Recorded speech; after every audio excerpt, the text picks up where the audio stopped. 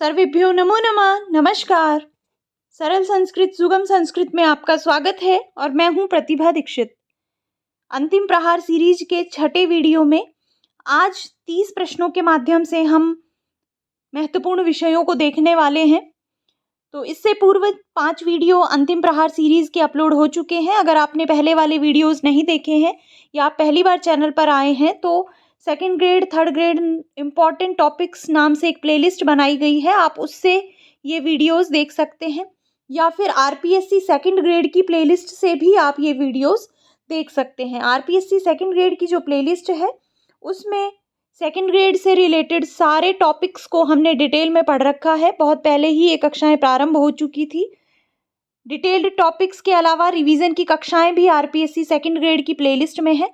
तो अगर आप हमसे जुड़े हुए नहीं हैं या आपको इस विषय में जानकारी नहीं है तो आप आरपीएससी सेकंड ग्रेड की प्लेलिस्ट से सारा पाठ्यक्रम देख सकते हैं। इसके अतिरिक्त अगर आप क्वेश्चन देखना चाहते हैं, क्वेश्चन सॉल्व करना चाहते हैं तो बहुत प्रकार की प्लेलिस्ट क्वेश्चन से रिलेटेड चैनल पर उपलब्ध है, जिनमें कि टेस्ट सीरीज हैं, प्रैक्टिस सेट हैं, ओल्ड क्वेश्चन पेपर्स हैं। इसके अतिरिक्त और भी हैं जिन्हें आप विभिन्न प्लेलिस्ट से देख सकते हैं। इन सारी प्लेलिस्ट के लिंक आपको इस वीडियो के डिस्क्रिप्शन बॉक्स में भी मिलेंगे। इसके अतिरिक्त आप चैनल पर जाकर उसके होम पेज से प्लेलिस्ट में जाकर ये सारे वीडियोस देख सकते हैं। तो आइए प्रारंभ करते हैं आज का वीडियो।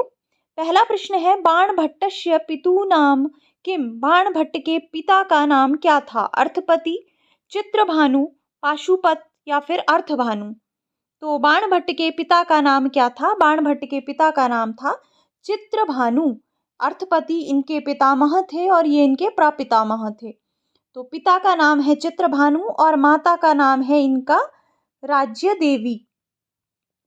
तो बाणभट्ट के विषय में इनके माता पिता के नाम आपको ध्यान रखने हैं। बाणभट्ट ने स्वयं अपने वंश का वर्णन किया है, अपने माता पिता का नाम दिया है। हर्षचरित के प्रारंभिक उच्छ्वासों में ये अपने वंश का वर्णन करते हैं। तो उसी वर्णन से बाणभट्ट की माता और पिता और इनके विषय में, इनके वंश के विषय में जानकारी प्राप्त होती है। दूसरा प्रश्न है, आख्यायिका अस्ति कादम्बरी हर्षचरितम वासवदत्ता चंडी शतकम? तो आख्यायिका क्या है?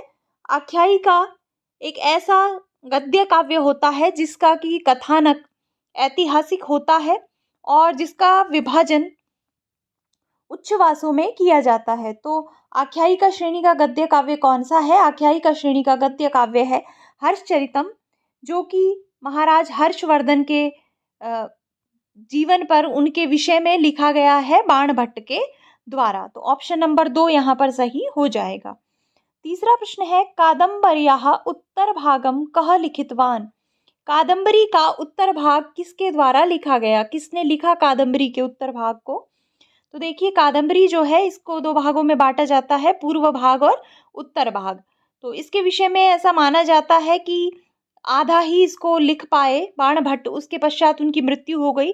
तो बाद का जो उत्तर भाग है वो इनके पुत्र भूषण भट्ट, पुलिन भट्ट या पुलिंद भट्ट के द्वारा लिखा गया। तो यहाँ पर दूसरा ऑप्शन सही हो जाएगा। भूषण भट्ट, पुलिन भट्ट या फिर पुलिंद भट्ट, तीनों ही नाम इनके पुत्र के प्राप्त होते हैं। चौथा प्रश्न है, शिवराज विजये कति निश्वासा सन्ति? शिवराज विजय में कितने निश्वास हैं? 8, 9, 11 या फिर 12? तो शिवराज विजयम का विभाजन किया गया है कितने निश्वासों में? 12 निश्वासों में। देखिए, शिवराज विजय 3 विरामों में विभक्त है, ये भी आपको ध्यान रखना है। 3 विरामों में विभक्त है और प्रत्येक विराम में 4-4 निश्वास हैं। तो इस प्रकार से कुल 3 विराम और 12 निश्वासों में इसका विभाजन किया गया है। तो ऑप्शन नंबर 4 यहाँ पर सही हो जाएगा। पांचवा प्रश्न है, भवभूतेः पितु नाम किम? भवभूति के पिता का नाम क्या था? चित्रभानु, भट्टगोपालः, नीलकंठः या फिर श्रीहीरः? तो भवभूति के पिता का नाम था नीलकंठः। ऑप्शन नंबर 3 यहाँ पर सही हो जाएगा। छठा प्रश्न है, मुद्रा राक्षसम इति नाटकस्य उपजीव्यम किम? मुद्रा राक्षस नाटक का उपजीव्य काव्य कौन सा है? वायु पुराणम, विष्णु पुराणम, भगवत पुराणम या फिर मत्स्य पुराणम? तो जो मुद्रा राक्षस है उसका कथानक ऐसा माना जाता है कि विष्णु पुराण से लिया गया है। तो इसके उपजीव्य के रूप में नाम आता है किसका? विष्णु पुराण का। तो ऑप्शन नंबर 2 यहाँ पर सही हो जाएगा। 7वां प्रश्न है मृच्छकटिकस्य उपजीव्यम काव्यम किम? मृच्छकटिकम का उपजीव्य काव्य कौन सा है? बृहत कथा, स्वप्नवासव दत्तम, चारु दत्तम या फिर मत्स्य पुराणम? तो मृच्छकटिकम के उपजीव्य काव्य के रूप में जाना जाता है किसको? चारु दत्त को। तो ऑप्शन नंबर 3 यहाँ पर सही हो जाएगा। 8वां प्रश्न है स्वप्नवासव दत्तम इति नाटके अंका सन्ति। स्वप्नवासव दत्तम नाटक में कितने अंक हैं? 5, 6, 7 या फिर 8, 8?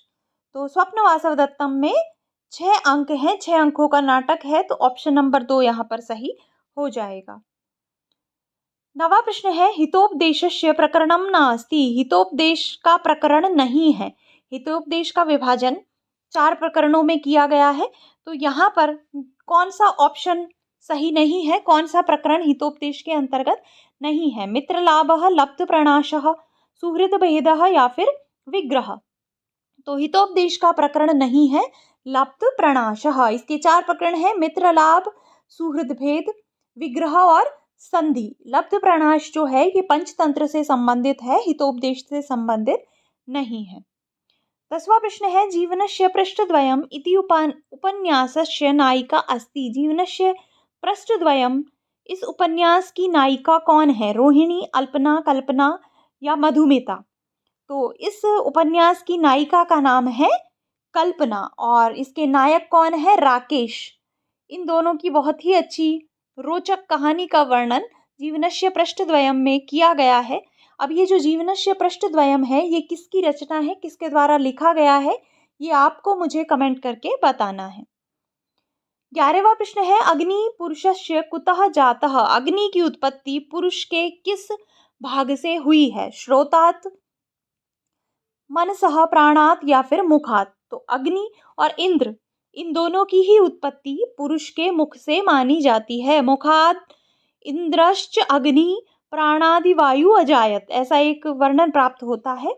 तो इंद्र और अग्नि इन दोनों ही देवताओं की उत्पत्ति कहाँ से हुई है? विराट पुरुष के मुख से। तो ऑप्शन नंबर 4 यहाँ पर सही हो जाएगा।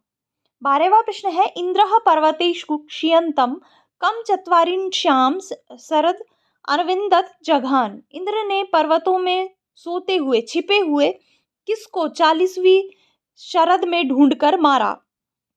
रोहिणम, शंबरम, अहिम या फिर दानु? इंद्र ने बहुत सारे इंद्र ने बहुत सारे राक्षसों का वध किया है विभिन्न परिस्थितियों में। तो बहुत अच्छा वर्णन इंद्र सूक्त में ये प्राप्त होता है। तो वहाँ पर एक राक्षस के विषय में बताया गया है कि पर्वत में छिपे हुए उस राक्षस को, किसको? शंबर नामक राक्षस को 40 शरद बाद ढूंढकर, अर्थात 40वें शरद में ढूंढकर, 40वें वर्ष में ढूंढकर उसको मारा। तो कौन से राक्षस को? शंबरम को। तो ऑप्शन नंबर 2 यहाँ पर सही हो जाएगा। 13वां प्रश्न है तत्र को मोह कः शोकः। खाली स्थान उचितम पदम चित्वा रिक्त स्थानम पूर्तिम कुरु। तो क्या आएगा? उसको कहाँ मोह, कहाँ शोक? विजानतः जानने वाले को, कवि को, एकत्वम अनुपश्यतः एकत्व को देखने वाले को या फिर विद्यारतः विद्यारथ को? तो यहाँ पर सही ऑप्शन क्या होगा? सही ऑप्शन हो जाएगा एकत्वम अनुपश्यतः। जो एकत्व देखता है सभी भूतों में, अपने आप को, अपने में सभी भूतों को देखता है, सभी को एक समान भावना से देखता है, उसको कहाँ मोह और कहाँ शोक? तो ऐसा वर्णन किया गया है ईशावास्योपनिषद में, ईशोपनिषद में। तो यहाँ पर सही होगा ऑप्शन नंबर 3। 14वां प्रश्न है धर्म्यात् युद्धात् अन्यत श्रेयः कस्य न विद्यते। धर्म युद्ध से बढ़कर अन्य किसके लिए श्रेय नहीं है, अर्थात किसके लिए सर्वाधिक श्रेयस्कर है धर्म युद्ध? ब्राह्मण के लिए, ब्राह्मणस्य, क्षत्रियस्य, वैश्यस्य या फिर शूद्रस्य? किसके लिए, किसका? तो यहाँ पर हो जाएगा क्षत्रिय का। क्षत्रिय का परम कर्तव्य क्या बताया गया है? धर्म युद्ध। तो यहाँ पर ऑप्शन नंबर 2 सही हो जाएगा। गीता में ये सारा वर्णन प्राप्त होता है। 15वां प्रश्न है सततम भूषणम किम। सतत भूषण किसको माना गया है, या फिर कहें तो भर्तृहरि ने सतत भूषण किसको कहा है? क्षमा, विद्या, वाक या फिर शीलम। तो यहाँ पर सही हो जाएगा शततम भूषणम वाक भूषणम। वाक को, वाणी रूपी जो आभूषण है, उसको सतत भूषण, निरंतर आभूषण, स्थायी आभूषण कहा गया है भर्तृहरि के द्वारा। देखिए, भर्तृहरि को भी हमने बहुत अच्छे तरीके से पढ़ा है, डिटेल में पढ़ा है। फर्स्ट ग्रेड के लिए भी नीति शतक को हमने अच्छे से पढ़ा है।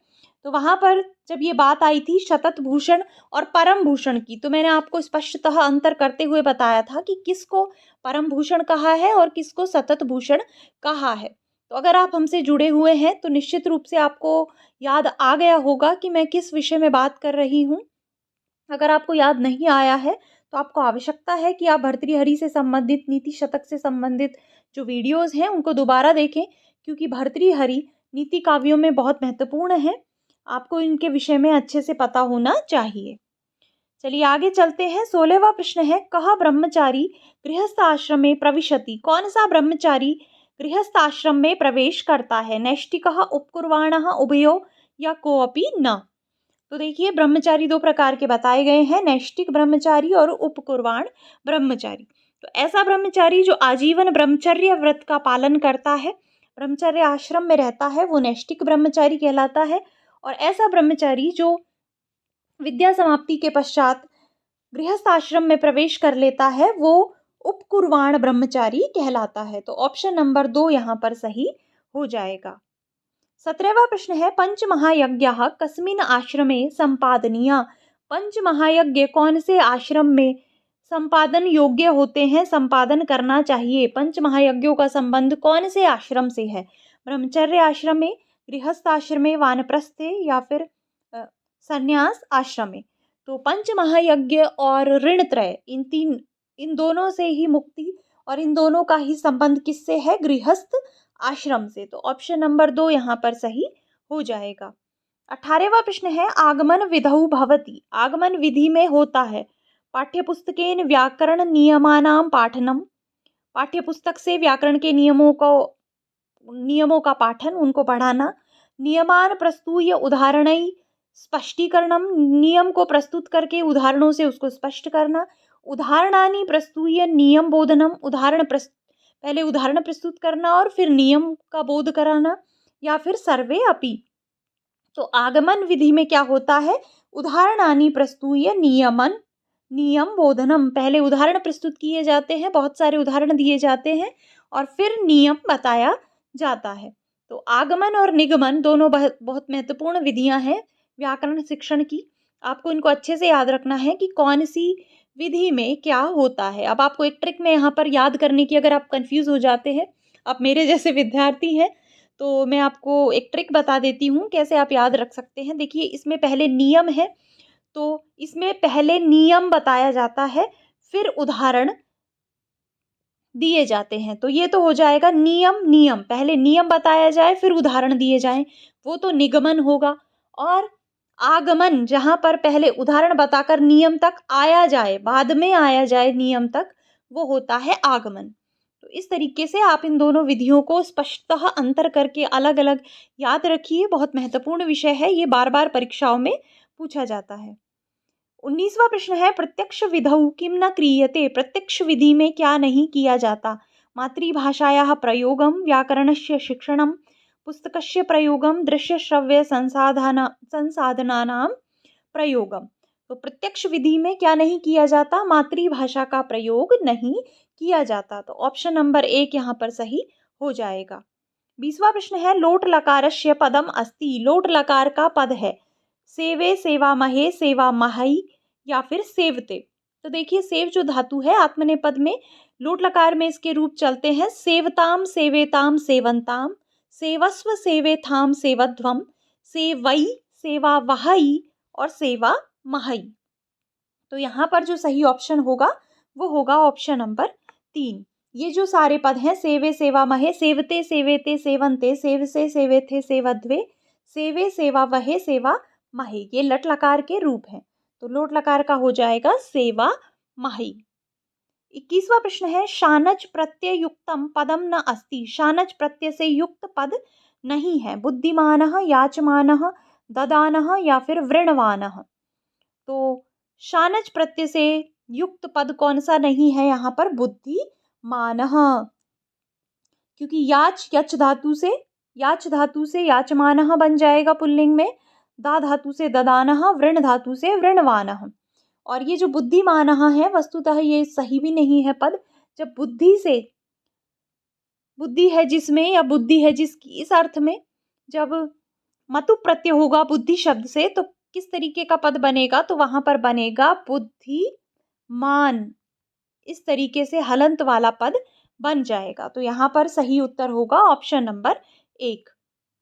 22वां प्रश्न है मृज्यः पदे कः प्रत्ययः। मृज्यः पद में कौन सा प्रत्यय है?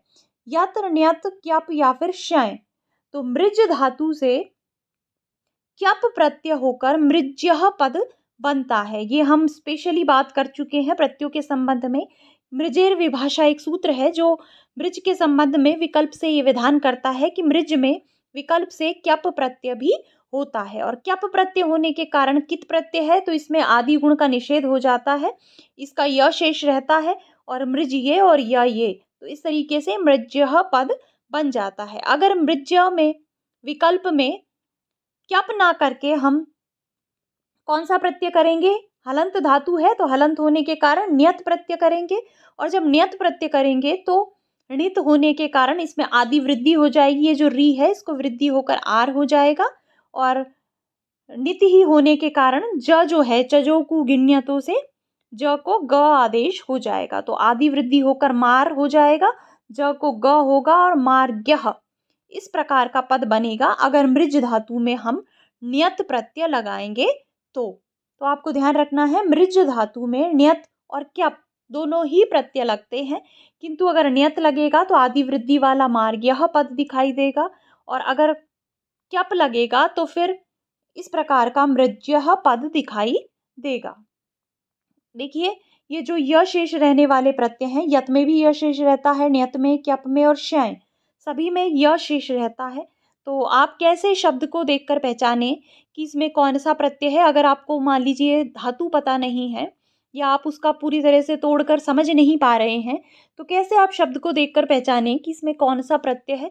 तो इसके लिए एक वीडियो बनाया गया है य शेष रहने वाले प्रत्यय। ये जो वीडियो है ये आपको ट्रिक्स भंडार नाम की एक प्लेलिस्ट बनाई गई है उससे मिलेगा। तो मुझे ऐसा लगता है आपको एक बार, छोटा सा वीडियो है 5-7 मिनट का, आपको ज़रूर देखना चाहिए, क्योंकि ये वीडियो देखने के बाद आप कम से कम ये जो 4-5 प्रत्यय हैं, इसके अतिरिक्त ल्यप भी है, तो इन 4-5 प्रत्ययों से संबंधित प्रश्न आपका कभी भी गलत नहीं होगा, क्योंकि इस तरीके की छोटी छोटी चीज़ें वहाँ पर मैंने आपको बताई हैं कि आप शब्द को देखकर ही पहचान जाएंगे कि इसमें कौन सा प्रत्यय किया गया है। तो ट्रिक्स भंडार की प्लेलिस्ट से आप इसे देख सकते हैं। उस प्लेलिस्ट का लिंक इस वीडियो के डिस्क्रिप्शन बॉक्स में भी आपको मिल जाएगा। 23वां प्रश्न है केन प्रत्ययेन निर्मिता शब्दा नित्य पुल्लिंगे भवन्ति। किस प्रत्यय से निर्मित शब्द नित्य पुल्लिंग में होते हैं? क्षत्रिय प्रत्यय, ल्युट प्रत्यय, णवुल प्रत्यय या फिर घाय प्रत्यय। तो क्षत्रिय प्रत्यय से बने हुए शब्दों के रूप तीनों लिंगों में चलते हैं।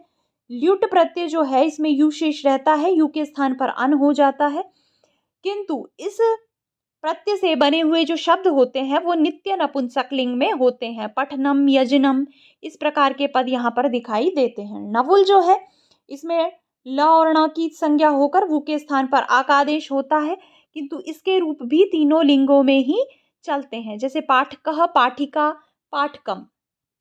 तो इस प्रकार से इसके तीनों लिंगों में, इसके भी तीनों लिंगों में, इसके नपुंसक लिंग में। तो जो घाय प्रत्यय है, इस घाय से बने हुए जो शब्द हैं उनके रूप नित्य पुल्लिंग में होते हैं। तो ऑप्शन नंबर 4 यहाँ पर सही हो जाएगा। अगला प्रश्न है निष्ठा संज्ञकौ प्रत्ययौ स्तः। निष्ठा संज्ञक प्रत्यय कौन से हैं? त, तव, तु, क्षत्रि, शानच, तरप्तमप या फिर कोअपि न। तो निष्ठा संज्ञक कहा जाता है किसको? त और तवतु को। निष्ठा संज्ञा किसकी होती है? त और तवतु की, कतो कवत्वतु की। तो यहाँ पर ऑप्शन नंबर 1 सही हो जाएगा। 25वां प्रश्न है प्रारभ्यते न खालिस्थान विघ्न भयेन नीचै रिक्त स्थानस्य पूर्ति उचितम अव्ययम चित्वा कुरु। क्या उचित अव्यय आएगा यहाँ पर? पुनः, किल, खलु या फिर एकदा। तो यहाँ पर जो अव्यय आएगा वो होगा खलु। प्रारभ्यते न खलु, निश्चित रूप से ही जो नीच लोग होते हैं वो विघ्न के भय से कार्य को प्रारंभ ही नहीं करते। तो ऑप्शन नंबर 3 यहाँ पर सही हो जाएगा। ये देखिए नीति शतक से संबंधित है, बहुत महत्वपूर्ण पद्य है। इसमें नीच, मध्यम और उत्तम लोगों के विषय में बताया गया है कि जो नीच होते हैं वो प्रारंभ ही नहीं करते, जो मध्यम होते हैं वो विघ्नों से परेशान होकर उसको बीच में ही छोड़ देते हैं, किंतु जो उत्तम लोग होते हैं वो जब तक अपने कार्य को सिद्ध नहीं कर लेते तब तक उसमें लगे रहते हैं। तो उस दृष्टि से भी आपको ये याद रखना है और अव्यय यहाँ पर आएगा खलु। 26वां प्रश्न है, यण वर्णानाम उच्चारणे बाह्य प्रयत्न भवति। यण वर्णों के उच्चारण में बाह्य प्रयत्न होता है। बाह्य प्रयत्न कितने होते हैं? 11 होते हैं। किसी व्यंजन के 4 बाह्य प्रयत्न हो सकते हैं। तो जो यण वर्ण है य, व, र, ल, इनका कौन सा बाह्य प्रयत्न होगा निम्न में से? अल्प प्राणः, महाप्राणः, विवारः या फिर अघोषः। तो यण वर्णों का होता है अल्प प्राणः। ऑप्शन नंबर 1 यहाँ पर सही हो जाएगा। 27वां प्रश्न है, अम प्लस चितः भूत्वा अंग चितः पदम केन सूत्रेण भवति। अम प्लस चित होकर अंग चितः ये जो पद बनता है ये किस सूत्र से निष्पन्न होता है? यरो अनुनासिके अनुनासिको वा, नश्चा अपदान्तस्य झलि, अनुस्वारस्य यई परसवर्णः या फिर वा पदान्तस्य। तो यहाँ पर अनुस्वार के स्थान पर, ये जो अनुस्वार है इसके स्थान पर परसवर्ण हमको दिखाई दे रहा है। तो ये जो विधान करता है, ये सूत्र करता है अनुस्वारस्य यई परसवर्णः। अनुस्वार का परसवर्ण हो जाता है अगर यय प्रत्याहार से संबंधित वर्ण परे रहे तो ऑप्शन नंबर 3 यहाँ पर सही हो जाएगा। यरो अनुनासिके अनुनासिको वा, अनुनासिक संधि का विधान करता है। नश्चा अपदान्तस्य झलि, झल परे रहते अपदांत मध्य में स्थित न और म का स्थान पर अनुस्वार करता है। और वा पदान्तस्य जो है ये कहता है कि पदांत में ये कार्य विकल्प से होता है। कौन सा कार्य? पर सवर्ण का, अनुस्वार का। तो यहाँ पर जो विधान करने वाला सूत्र है अंगचितः का वो हो जाएगा अनुस्वारस्य यई पर सवर्णः। 28वां प्रश्न है, शृगधरा छंदसि एकस्मिन् पादे कति वर्णा भवन्ति। शृगधरा छंद में एक पाद में कितने वर्ण होते हैं? 15, 17, 19 या फिर 21। तो शृगधरा के प्रत्येक पाद में 21 वर्ण होते हैं, 21 वर्ण होते हैं और 7 7 7 पर यति पाई जाती है। तो यहाँ पर हो जाएगा ऑप्शन नंबर 4। 29वां प्रश्न है, संस्कृत व्याकरणे लोपः शब्देन वर्णस्य का अवस्था सूच्यते। संस्कृत व्याकरण में लोप शब्द से वर्ण की किस अवस्था का ज्ञान होता है? वर्ण की कौन सी अवस्था सूचित होती है? विकारः, नाशः, अदर्शनम या फिर पुनरावर्तनम। तो लोपः से तात्पर्य होता है अदर्शन हो जाना, लोपः अदर्शनम। तो ऑप्शन नंबर 3 यहाँ पर सही हो जाएगा। और अंतिम 30वां प्रश्न है, कस्मिन् अलंकारे प्रायः मन्ये, शंके, ध्रुवम इत्यादयः शब्दा प्रयुज्यन्ते। किस अलंकार में प्रायः, मन्ये, शंके, ध्रुवम इत्यादि शब्दों का प्रयोग किया जाता है? उपमायाम, संदेहे, रूपके या फिर उत्प्रेक्षायाम। तो यहाँ पर सही हो जाएगा ऑप्शन नंबर 4। उत्प्रेक्षा अलंकार में प्रायः, मन्ये, शंके इत्यादि शब्दों का प्रयोग देखने को मिलता है। तो ये आज के 30 महत्वपूर्ण प्रश्न हैं। आशा है आपको ये अच्छे लगे होंगे, समझ आए होंगे। परीक्षा की दृष्टि से भी ये आपके लिए महत्वपूर्ण और उपयोगी सिद्ध होंगे। तो इसी आशा के साथ इस वीडियो को यहीं पे समाप्त करते हैं। अगर आपको ये पसंद आया है तो आप वीडियो को अवश्य लाइक कर दें, अपने मित्रों के साथ इसे अधिक से अधिक शेयर कर दें। अगर आपको कोई डाउट है तो आप कमेंट कर सकते हैं, मैं यथासंभव शीघ्र से शीघ्र आपको जवाब देने का प्रयास करूंगी। इसके अतिरिक्त अगर आप चैनल पर नए हैं या आपने अभी तक चैनल को सब्सक्राइब नहीं किया है तो चैनल को सब्सक्राइब कर लें और उसके बगल में जो बेल आइकन है उसको भी प्रेस कर दें ताकि आगे आने वाले वीडियोज़ के नोटिफिकेशंस आपको मिल सकें। तो मिलेंगे नेक्स्ट वीडियो में। धन्यवाद।